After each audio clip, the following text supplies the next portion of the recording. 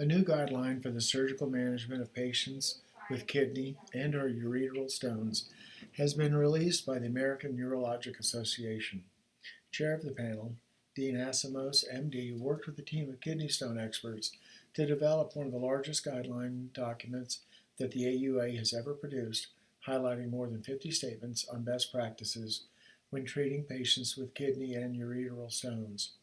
The most pertinent change is that decision making for treatment and therapy for patients with kidney and ureteral stones should be shared between physician and patient, said Asimos, chair of the University of Birmingham, Alabama Birmingham Department of Urology. Kidney stones affect more than 8.8% of the population in the United States, with direct and indirect treatment costs estimated to be several $billions per year, making it a common and costly disease.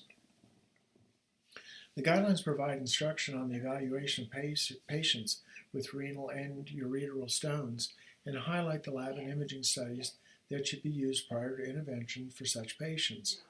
The technical aspects of the ureteroscopic removal of stones and addressed more extensively in the guidelines.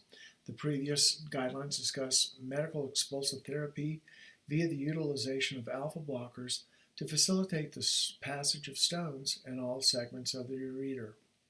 However, the recent guidelines recommended this therapy for only stones in the distal ureter, which is located in the lower part of the kidney.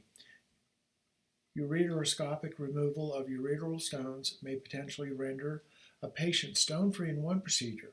In this process, a ureteroscope is used to either extract an intact stone or break it up using a laser with subsequent removal of the generated fragments. The guidelines further discuss the use of stents in the ureter after ureteroscopic procedure.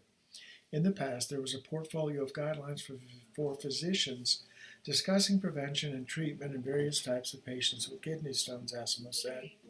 Evidence has changed over time, prompting an update and the need for more comprehensive guidelines. The panel developed this set of guidelines based on evidence from past clinical trials and studies published in the peer-reviewed literature, as well as expert consensus of the physicians panelists.